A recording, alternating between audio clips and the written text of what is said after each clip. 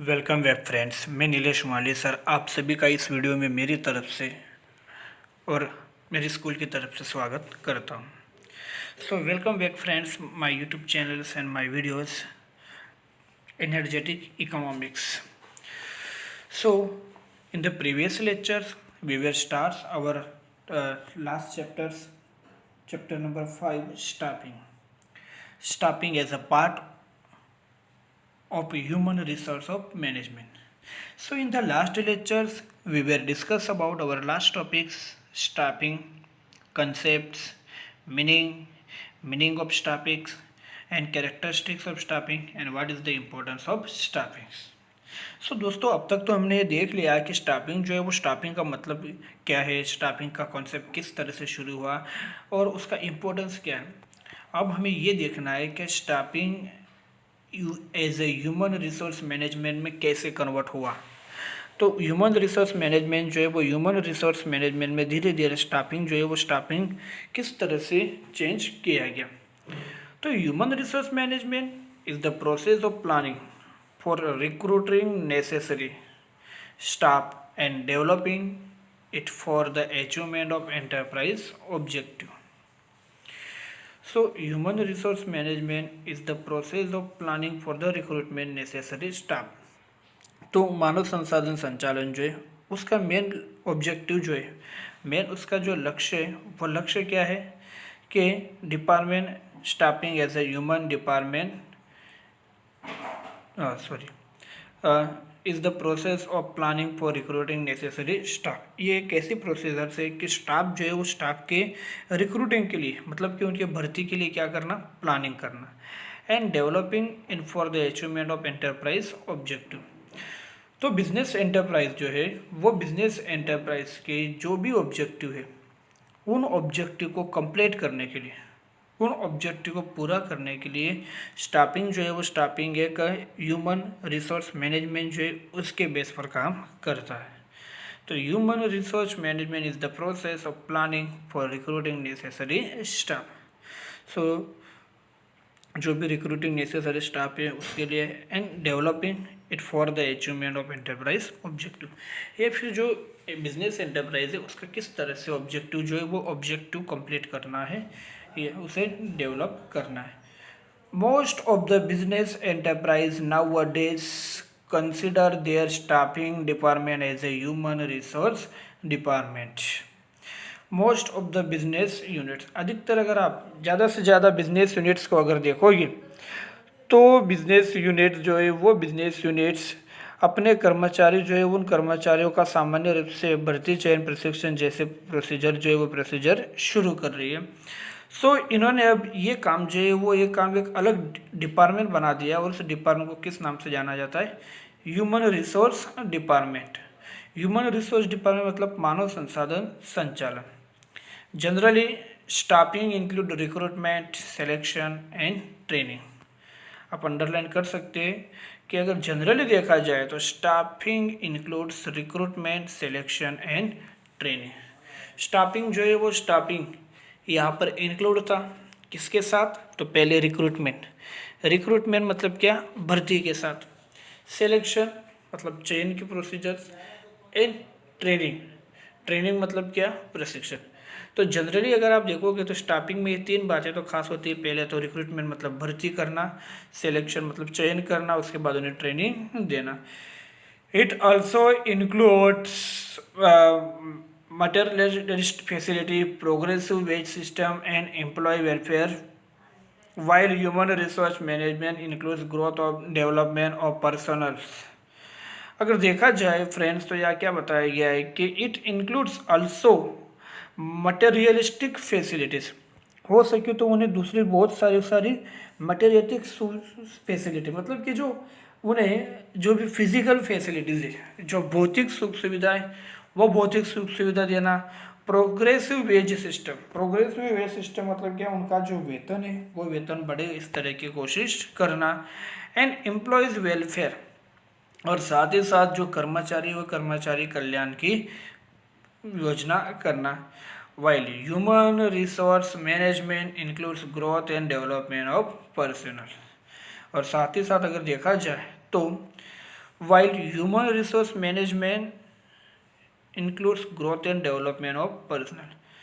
तो इस यहाँ पर क्या क्या जोड़ा गया था कि मानो कर्मचारी संचालन जो है वो कर्मचारी संचालन में क्या होता था कि कर्मचारी संचालन जो है वो कर्मचारी संचालन में यहाँ पर किसी को भर्ती किया जाता था, किसी को चयन किया जाता था, किसी को प्रशिक्षण दिया जाता था।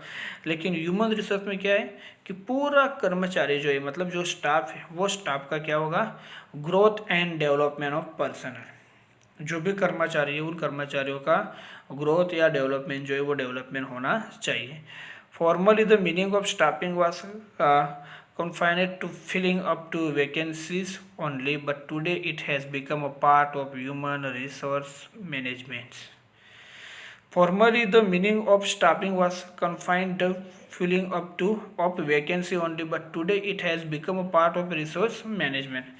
So पहले क्या होता था कि सिर्फ जो वैकेंसी थी उस वैकेंसी को क्या किया जाता था, कंप्लीट किया जाता था। जो वैकेंसी है उस वैकेंसी को कंप्लीट किया जाता था। It has become a part of human resource management. लेकिन अब वो क्या बन गया है, ह्यूमन रिसोर्स मैनेजमेंट जो है वो ह्यूमन रिसोर्स मैनेजमेंट का एक भाग बनता जा रहा है। In this day of global competitions, और आज के अगर जो ग्लोबल कंपटीशन है उस ग्लोबल कंपटीशन में अगर आप देखोगे the importance of human resource has इंक्रीजेड।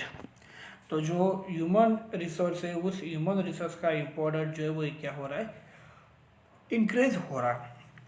मानव संसाधन संचालन का महत्व पहले की कंपेयर में, पहले की तुलना में कई तरह से बढ़ रहा है।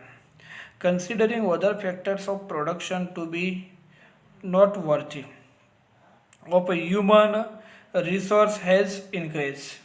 In these days of global competition, the importance of human resource has increased.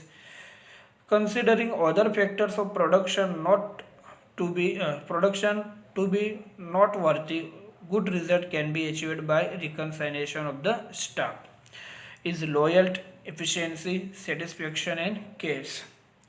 सो यह बताया क्या गया है कि ग्लोबल कंपटीशन जो है वो ग्लोबल कंपटीशन में अगर आप देखोगे तो ह्यूमन रिसर्च का इंपॉर्टेंट इतना बढ़ गया है कि हर बिजनेस यूनिट्स के अंदर जो भी कर्मचारी जो है उन कर्मचारी के एफिशिएंसी, उनकी लॉयल्टी, उनका सेटिस्फेक्शंस, इन सब के आधार पर ही अगर आप देखोगे तो वहाँ अच्छे रिजल्ट जो है वो अच्छे रिजल्ट आ सकते हैं।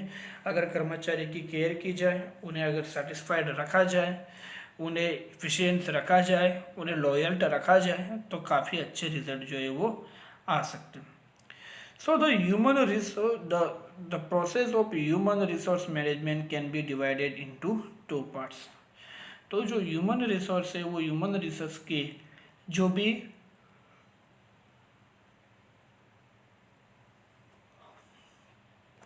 यहाँ पर ह्यूमन रिसर्च जो है उस ह्यूमन रिसर्च के फंक्शन जो है उस फंक्शन को दो अलग अलग विभागों जो है उस दो अलग अलग विभाग में डिवाइड किया गया है, या उसके जो प्रोसीजर्स है उस प्रोसीजर्स को भी दो विभागों में अलग अलग तरह से डिवाइड किया गया है।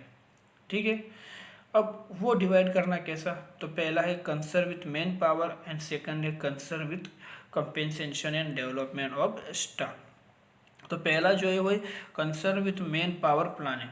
Concerned with manpower planning मतलब क्या कि जो भी मैन पावर है, जो कर्मचारी है, उन कर्मचारियों के लिए क्या प्लानिंग होनी चाहिए, मतलब उनके आयोजन संबंध। To plan for a required staff in the organization. Organization के अंदर जितने स्टाफ चाहिए उन स्टाफ के पहले रिक्वायरमेंट जो है उनका प्लान बनाना।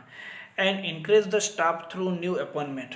और जो भी न्यू अपॉइंटमेंट है उस न्यू अपॉइंटमेंट के थ्रू स्टाफ की जो संख्या है वो क्या करना, बढ़ाना। तो इस तरह से प्लान की जो स्टाफ की जो भी संख्या है वो उसका पहले plan banana and increase the staff through new appointment, और उसके बाद न्यू अपॉइंटमेंट जो है वो भी बताना।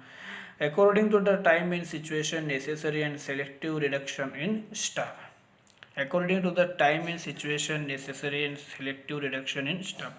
जैसे जैसे टाइम और सिचुएशन जो है वो सिचुएशन बदलती जाए, स्टाफ जो है वो स्टाफ की संख्या में अगर लगे तो वहाँ पर कमी जो है वो कमी थोड़ी करनी चाहिए। Appropriate placement of staff.